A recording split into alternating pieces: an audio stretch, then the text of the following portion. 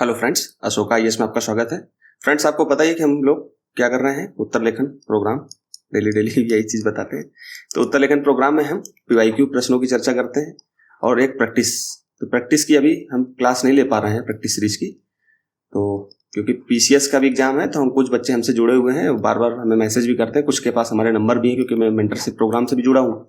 तो वो बार बार बोलते हैं कि सर हमारे लिए भी कुछ करिए। मतलब उनके लिए तो हम कर ही रहे हैं, साथ में वो करंट के लिए भी हमसे बोलते हैं कि सर आप जो है करंट हमें बता दीजिए कैसे कैसे। तो हमने एक सीरीज अलग से चलाई है, तो आप लोग वो अशोका पीसीएस चैनल में उसको आप देख सकते हो। ठीक, अशोका पीसीएस चैनल में इसका लिंक हम नीचे दे देंगे। उसमें हम पीसीएस की जो रेलेवेंट करंट अफेयर आती है उसमें एक वर्ष का पूरा करंट अफेयर हम कवर करा रहे हैं। ठीक, तो एक वर्ष का करंट अफेयर आप लोग जो पीसीएस एग्जाम दे रहे हो वो कवर कर ले। ठीक है, तो ये डे 20 है, डे 19 तक हमने चर्चा कर ली थी। अगर आपने पहले नहीं देखा है तो आप पीछे की वीडियो जरूर देख लीजिए। उन्हीं कंटेंटों को, जो हम कंटेंट यहाँ दे रहे हैं वो उन्हीं को अगर पूरे, मैं 2013 से उठाया हूँ मैंने प्रश्न, 2013 से 2025 तक के पूरे प्रश्न मैं कराऊंगा। जैसे कि मैं आपदा प्रबंधन की करा रहा हूँ, तो आपदा प्रबंधन के आपने पेपर जो है आपने पूरे देख लिए 2013 से 2025 तक, तो उन्हीं कंटेंटों को घुमा फिरा करके नेक्स्ट वर्ष क्वेश्चन बनेंगे। तो उनके मैंने इतनी अच्छी नोट्स बना के दी है। मतलब ये कंटेंट जो दे रहा हूँ एक तरीके से नोट्स का भी काम करेगा। और जितना डिमांड है 200-250 शब्द की डिमांड है, 200-250 शब्द में ही मैंने वो कंटेंट बना के दिया। ऐसा नहीं कि मैं इसको 500 शब्दों में दे रहा हूँ, 600 शब्दों में दे रहा हूँ, उतने दे रहा हूँ। इतने से आपको बार बार उसको 4 बार 5 बार पढ़ लोगे तो काम हो जाएगा आपका। ठीक, तो इतना प्रयास करते रहिए। ठीक है, और दूसरी बात, निरंतर अभ्यास करते रहिए, निरंतर अभ्यास करते रहिए और अभ्यास से पीछे मत होइए। कभी कभी हो सकता है कि आप डिमोटिवेट भी होते हो, बिल्कुल परेशान होने की जरूरत नहीं है। जीवन में सब समस्याएं आती हैं और कोई भी समस्या है तो उसका समाधान है।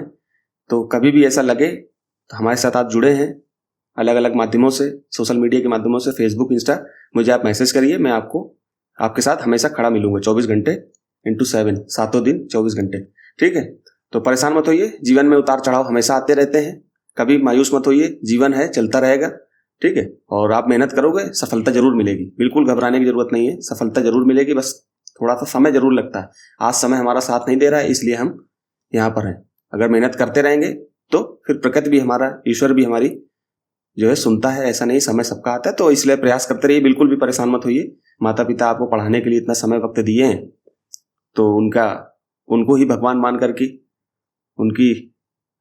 उनके लिए क्या कर सकते हैं आप मेहनत करेंगे, आप सफल होंगे तो उनके लिए वही सबसे बड़ा त्याग है। ठीक है, तो ये त्याग आप लोग करिए, जरूर सफलता आपको जरूर मिलेगी। ठीक है, तो फिर चलते हैं। तो हमारी रणनीति का सर्वप्रथम हिस्सा थोड़ा सा, क्योंकि मुझे ऐसा लग रहा था कुछ बच्चे जो है हमेशा डिमोटिवेट भी रहते हैं, तो ये हफ्ते में 1-2 दिन ऐसा लगता है, तो वो 1-2 दिन होता रहता है, तो कोई दिक्कत नहीं है। उस समय अपना एंजॉय करिए, दोस्तों से मिलिए, परिवार के सदस्यों के साथ बैठिए। हर चीज पढ़ाई नहीं होती है। ठीक, ये सब अलग से वीडियो लाके मैं समझा दूंगा। मुझे ऐसा लगा क्योंकि एक बच्चा मेरे पास आज आया था तो उससे मैं बात कर रहा था, तो मुझे वो चीजें दिमाग में आई, तो मैंने कहा आपको भी बता दूं। तो जीएस पेपर आप जब 3rd में जाएंगे तो जीएस पेपर 3rd में आपको ये मिलेगा, आपको समान अध्ययन, 3रे में टेक्नोलॉजी, आर्थिक विकास, जैव विविधता और पर्यावरण सुरक्षा और आपदा प्रबंधन। तो हम अभी आपदा प्रबंधन की चर्चा करेंगे। शुरू के 10 पॉइंट इकोनॉमी से संबंधित है, फिर ये 3 पॉइंट 11, 12, 13 ये टेक्नोलॉजी से, साइंस एंड टेक से संबंधित है। 14 नंबर आपके एनवायरमेंट एंड इकोलॉजी से संबंधित है।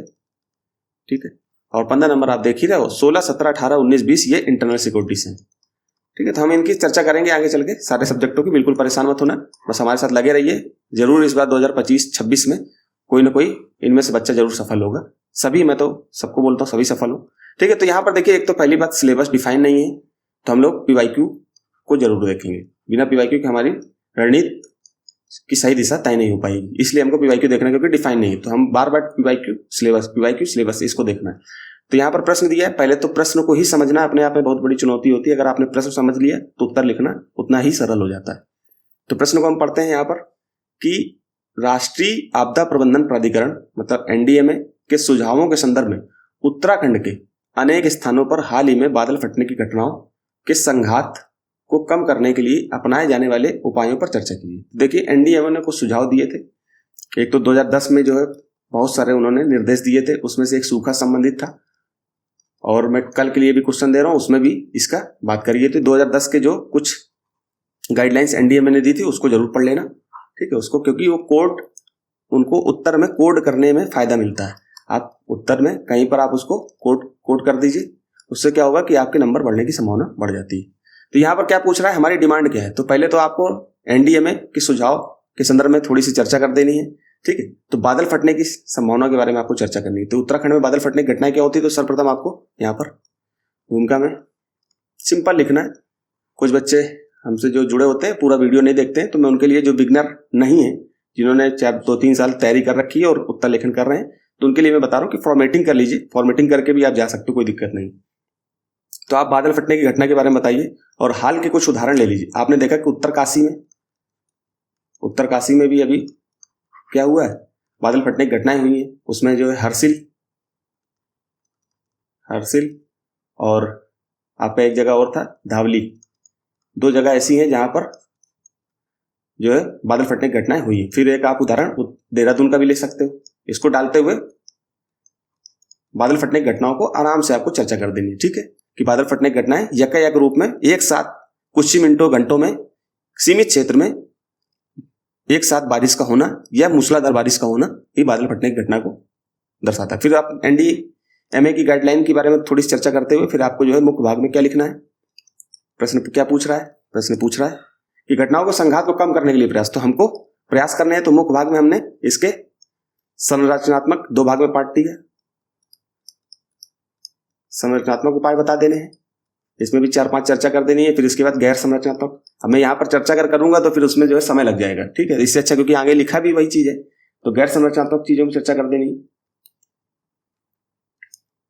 क्योंकि लिखने में देखिए समय लगता है ना। अब मैं सोचता हूं कि आपको कम से कम समय में ही ज्यादा समय आपका न व्यर्थ करूं और बता दूं, ठीक है। तो गैर संरचनात्मक उपाय और छोटा सा निष्कर्ष दे देना। निष्कर्ष कैसा होता है, सुझावात्मक होना चाहिए कि आप जो है एनडीएमओ की ही कुछ बातों को उठा करके आप सुझाव दे सकते हो कि बादल फटने की घटनाओं में हम अगर टिकाऊ शहरीकरण, नियोजित शहरीकरण या उसके साथ साथ आपदा प्रबंधन को पहले से ही, आपदा पूर्व प्रबंधन पहले से अगर कर लेते हैं तो ऐसी आपदाओं को कहीं ना कहीं कम करने का प्रयास किया जा सकता है। आपदाओं को रोकना तो मुश्किल है, लेकिन कम तो किया ही जा सकता है। इस तरह से आप सरकार के सुझाव, मतलब सरकार को एक तरीके से सुझाव देने का प्रयास करती है। जैसे आप किसी को कोई बात समझाते हैं, सेम वही स्टाइल में लिखना है, क्योंकि आप जो है सरकार के प्रशासक बनेंगे जाकर के, ठीक है। तो आपको शासकों को, जो शासक होते हैं, और हम क्या बनेंगे, प्रशासक। तो प्रशासक से शासकों को राय देते हैं प्रशासक, तो आप राय देंगे तो ये उत्तर लेखन कहीं ना कहीं एक राय का काम करेगा। ऐसा सोच करके आप लिखिए, तो जब आप एग्जामिनर लिख रहा होगा तो उसको समझ में आ जाएगा कि हाँ ये आईएएस बनने लायक है, इस प्रशासक बनने लायक है, ठीक है। तो इस तरह से आपको लिखना है। जिन बच्चों को लग रहा हो कि यहीं तक देखना था तो यहाँ तक देख के जा सकते हैं। जो बिगनर हो, जो नए हो, उनको जरूर पूरा, मेरा सुझाव है कि आपको पूरा प्रश्न देखना चाहिए, ठीक है। तो ये 2016 का प्रश्न है, कल हम 2017 की चर्चा करेंगे। तो ये आपने प्रश्न को पढ़ ही लिया होगा, क्योंकि बाहर मैंने प्रश्न यहाँ लगा रखा है, ठीक। अब मैं सीधे आंसर पढ़ता हूँ। तो मैंने देखिए शुरुआत कैसे करी, ऐसी देखिए थर्ड पेपर जो होता है और सेकंड पेपर, वहां पर आप किसी रिपोर्ट से शुरुआत कर सकते हो, हाल की घटना से शुरुआत कर सकते हो, ठीक, किसी परिभाषा से शुरुआत कर सकते हो, ऐसे आप शुरुआत कर सकते हो, ठीक है। एसडीजी से शुरुआत कर सकते हो, ठीक है। तो ये आप लिखते लिखते जो है आपको समझ में आ जाएगा, ठीक है। तो इसमें लिखा हुआ हाल ही में उत्तराखंड के उत्तरकाशी, क्योंकि देखिए थर्ड पेपर और सेकंड पेपर पूर्णतया काफी हद तक करंट अफेयर से जुड़ा हुआ होता है। तो आप करंट अफेयर का कोई उदाहरण उठा करके लिख सकते हो। तो मैंने यहाँ पर करंट अफेयर का उदाहरण लिखा है, ठीक। तो उत्तरकाशी, हरसिल और धराली और इसके साथ साथ देहरादून में बादल फटने की घटनाएं घटी हैं। बादल फटने की घटना, मैंने यहाँ से बादल फटने की घटना को बताया, ठीक है। बादल फटने की घटना से तात्पर्य कुछ ही मिनटों घंटों में सीमित क्षेत्र, लगभग सीमित क्षेत्र भी बता दिया मैंने, 20 से 30 वर्ग किलोमीटर क्षेत्र में 100 मिलीमीटर से अधिक की बारिश का होना है। इससे अचानक 100 मिलीमीटर से अधिक की बात करा, ठीक। इससे अचानक बाढ़, भूस्खलन और भारी विनाश की स्थिति पैदा हो जाती है। इसी संदर्भ में एनडीएमए ने कुछ सुझाव दिए। तो देखिए 3 बातें ही, बाढ़, भूस्खलन और भारी विनाश। तो इन दोनों के विषय में आपको पॉइंट सोचना है कि बाढ़ को कम करने के लिए कौन से प्रयास किए जा सकते हैं, भूस्खलन को कम करने के लिए क्या प्रयास किए जा सकते हैं। तो एक तो आपको पता है कि नदी नालों की सफाई सही से हो जाए, नदी और नालों का चौड़ीकरण हो जाए। मतलब पहले ऐसी पतली नाली थी तो हमने इसको चौड़ा कर दिया। जो नदियां थी वो इतने क्षेत्र में बह रही थी तो इसका क्षेत्र और बढ़ा दिया गया। और इसके अंदर जो नदी के अंदर जो गाद होते हैं, यहाँ पर उसकी गाद की पहले बारिश होने से पहले ही सफाई कर दी जाए, हटा दिया जाए गाद, तो आराम से बह जाएगा, ठीक है। इसके साथ साथ भूस्खलन को कम करने के लिए क्या किया जाए, जैसे यहाँ से ये मान लो पर्वत है, ठीक है, तो यहाँ पर पर्वतों पर पेड़ों वगैरह को लगा दिया जाए। आगे मैंने यही सब चर्चा करी है, ठीक है। इसके साथ यहाँ पर जो है दीवार बना दी जाए, एनसीईआरटी मैंने चर्चा करी थी, ठीक है। तो वहां से भी आप ले सकते हो, एनसीईआरटी पढ़ोगे तो वहां से भी कुछ पॉइंट उठा सकते हो। डेली आप न्यूज पढ़ते हो, डेली न्यूज पढ़ते हो, उससे भी पॉइंट उठा लीजिए। तो आपको समझ, क्योंकि पीवाईक्यू देख लोगे तो आपको ये समझ में आ जाएगा फ्यूचर में इससे कैसे क्वेश्चन बनेंगे। तो उसकी आप तुरंत न्यूज पढ़ रहे हो तो वहीं से 5 पॉइंट निकाल लिए, उन्हीं को नोट करके देख लो, उन्हीं पॉइंटों को आपको अगले वर्ष लिख देना है। तो हमने इसको 2 भागों में बांट दिया, संरचनात्मक उपाय और गैर संरचनात्मक उपाय। आप चाहो तो इनको ना भी डाल सकते हो, सीधे लिख दो पॉइंट बना करके, लेकिन उसमें 8-10 पॉइंट हो जाएंगे। इसमें क्या हो जाएगा, फ्रेमिंग थोड़ी सी हो जाती है, क्योंकि दिखना चाहिए अच्छा उत्तर। ठीक है, तो वर्षा जल को नियंत्रित करना, जैसे छोटे बांध बना देना है, चेक डैम बना देना, अवरोधक दीवारों को बनाना है। ठीक, संवेदनशील ढलानों पर वन लगाए जाए। मैंने वही चीज बताई कि जैसे मान लो ये पर्वत है, ठीक है, ये पर्वत है, तो इनके जो ढलान है, ये इन ढलानों पर क्या कर दी जाए, दीवार बना दी जाए या पेड़ लगा दिए जाए। ठीक, जैव इंजीनियरिंग तकनीक का भी प्रयोग किया जाए। ठीक है, नदी और नालों के अपवाह क्षेत्र का चौड़ीकरण करना, जिससे अधिक जल बह सके। ठीक, वही मैंने जो बताया। भूस्खलन प्रवण क्षेत्रों में रिटेनिंग वॉल, जैसे यहाँ मान लो भूस्खलन, ये मान लो पर्वत है, हो सकता है कि ये पर्वत खिसक करके नीचे आ सकता है, तो यहीं पर हमने रिटेनिंग वॉल बना दिया कि ये पर्वत की मिट्टी नीचे आएगी नहीं। पेड़ लगा दिए, वॉल बना दी। रॉक बोल्टिंग तकनीक, रॉक बोल्टिंग तकनीक का मतलब क्या होता है, जैसे ये जाल है एक, ठीक है, ये क्या होता है कि इस जाल को, छोटे छोटे जाल होते हैं, आपने देखा होगा कि उसको जो है पत्थरों, जो पहाड़ होते हैं उसमें जो जाल को लगा करके, और जो पत्थर होते हैं उसके पर्वतों के मिट्टी होती है उसमें बोल्ट गार्ड लगा दिए जाते हैं, ठोक दिए जाते हैं। तो उससे क्या होता है, ये जाल जो है जैसे बीच बीच में बोल्ट लगा करके इसको ऐसे करके बांध दिया जाता है। तो ये बंध जाता है, तो वो जो उसकी मिट्टी होती है, उसके जो पत्थर होते हैं वो खिसक करके नहीं आते हैं। तो रॉक बोल्टिंग तकनीक को अपनाना, इसको गूगल में आप चेक देख सकते हो। ठीक है, फिर गैर संरचनात्मक उपाय में, संरचना का मतलब समझ रहे हो, संरचना का मतलब है कि जो वहां के पर्वतीय पठार वगैरह उनको कैसे बचाना है। गैर संरचनात्मक जैसे सरकार के द्वारा, प्रशासक के द्वारा, या वहां की IMD वगैरह जो भी सूचना प्रवाह करने वाली संस्थाएं होती है, उनके द्वारा क्या प्रयास किए जा सकते हैं, मतलब प्रशासनिक तत्व की बात कर रहे हैं। तो प्रारंभिक चेतावनी प्रणाली जैसे रडार, उपग्रह आधारित निगरानी, GIS वगैरह का जो है प्रयास किया जाए। फिर जोखिम का मानचित्रण, जोनिंग कर लिया जाए। जैसे हमको पता है कि हर वर्ष यहाँ पर बाढ़ आती है, तो उसको 3 महीने 4 महीने पहले, बारिश होने से पहले हम उसकी मैपिंग कर लें कि यहाँ बाढ़ आती है, पहले सूचना पहुंचा दें। ठीक है, GIS आधारित संवेदनशील क्षेत्रों को चिन्हित करना। अवैज्ञानिक निर्माण, जो मतलब आप देख रहे हो कि जो पर्वतीय क्षेत्र वो संवेदनशील क्षेत्र होते हैं, सेंसिटिव क्षेत्र होते हैं। तो सेंसिटिव क्षेत्र में अवैज्ञानिक निर्माण को बंद कराया जाए पूर्णतया, और अतिक्रमण पर रोक लगाया जाए। फिर हमने पिछली पॉइंट दिया था, BIS आधारित निर्माण को प्रोत्साहन दिया जाए, पिछली बार दिया था, तो वहीं पर वही पॉइंट उठाकर यहाँ डाल दो। तो वही मैंने कहा ना, ये जितना उत्तर आप लिख रहे हो ये सब 2025-26 में आपको देखना, पूरा देखने को मिलेगा। मैं प्रश्न दिखाऊंगा, एक एक प्रश्न दिखाऊंगा, कैसे आपने जो जैसा मैंने पढ़ाया सेम अगर वैसा लिखाते तो आपको अच्छे से अच्छे नंबर आ जाएंगे। 400+ नंबर GS में ला सकते हो आप। ठीक है, तो ग्राम और नगर स्तर पर आपदा प्रबंधन योजनाओं की तैयारी करना, ग्राम पर और नगर पर कि बनाने के भाई कैसे कैसे हमको क्या क्या काम करना है। तो वहां की परिस्थितियां तय करती, ग्राम में कौन कौन सी चीजें जो नुकसान कर सकती हैं। कुछ ग्राम ऐसे हैं जो पर्वतीय क्षेत्र में बहुत ऊपर है, कुछ मैदानी क्षेत्र में नीचे है, हल्के से, मतलब पूर्णतः मैदानी नहीं है लेकिन थोड़ा बहुत मैदानी जैसे मिलता जुलता संक्रमण क्षेत्र है। तो हर जगह की योजनाएं अलग अलग बनेंगी, तो उसकी आपदा की प्रबंधन की योजनाएं अलग अलग होंगी। फिर स्थानीय समुदाय को प्रशिक्षण देना। फिर उसके बाद स्कूली स्तर पर मॉक ड्रिलिंग नियमित कर देना, कि जो संस्थान होते हैं वहां पर समय समय पर जो है मॉक ड्रिल होना चाहिए संस्थानों पर, जैसे NCC वगैरह में होता है। तो हम आपदा से कहीं ना कहीं बचने का पहले से गैर संरचनात्मक प्रयास किया जा सकता है। फिर उसके बाद जागरूकता अभियान चलाना समय समय पर कि भाई यहाँ पर बाढ़ आ सकती है, बादल फटने की घटनाएं हो सकती हैं। NDA में गाइडलाइन आती है ना, आप लोगों ने मोबाइल वगैरह चलाते होंगे, तो जैसे कि कुछ क्षेत्र ऐसे होंगे जहाँ पर बारिश आने की संभावना होती है, तो पहले बता दिए 300 किलोमीटर प्रति घंटे की रफ्तार से हवा चलेगी, इस तरह की सूचनाएं दे देते हैं, और बारिश होने की संभावना है फला फला जिले में, इस तरह की सूचना है। तो ये पहले से ही सूचना प्रणाली लागू कर दी जाए। एक छोटा सा निष्कर्ष देना इसमें। अब देखिए सुझावात्मक निष्कर्ष होगा, आप खुद देख करके समझ जाओगे कि एक प्रशासक जो है सुझाव दे रहा है सरकार को, ठीक है, कि ऐसा ऐसा सरकार करे तो हम कहीं ना कहीं आपदा को कम करने का प्रयास कर सकते हैं। ठीक, तो अतः बादल फटना एक प्राकृतिक घटना है, परंतु इसके दुष्परिणाम को पूर्व चेतावनी, टिकाऊ निर्माण और पर्यावरण संरक्षण और सामुदायिक भागीदारी से काफी हद तक कम किया जा सकता है। इसके साथ ही साथ NDMA की गाइडलाइन को कठोरता से अनुपालन करने पर उत्तराखंड जैसे आपदा प्रभावित क्षेत्रों को आपदाओं की बार बार आपदाएं वहां पर आती हैं, ठीक है, तो सुरक्षा प्रदान की जा सकती है। इसी तरह का निष्कर्ष आप घुमा फिरा करके भूकंप पे अगर प्रश्न पूछ ले तो वहां भी लिख सकते हो। ठीक है, अन्य में भी भूस्खलन से संबंधित पूछ ले तो वहां भी लिख सकते हो। केवल देखिए अब यहाँ पर मैंने NDMA की केवल गाइडलाइन का चर्चा कर दी थी, अभी ऐसे तो निष्कर्ष लिखा जाता है क्योंकि गाइडलाइन का पालन किया जाए। NDMA ने 2010 में गाइडलाइन दी है, तो इस तरह से आपको पता होना चाहिए। बहुत ज्यादा नॉलेज की जरूरत नहीं, बिल्कुल परेशान होने की जरूरत नहीं। सिंपल, PT में आपको ज्यादा पढ़ना पड़ता है, मेंस में कम पढ़ना पड़ता है। ठीक है,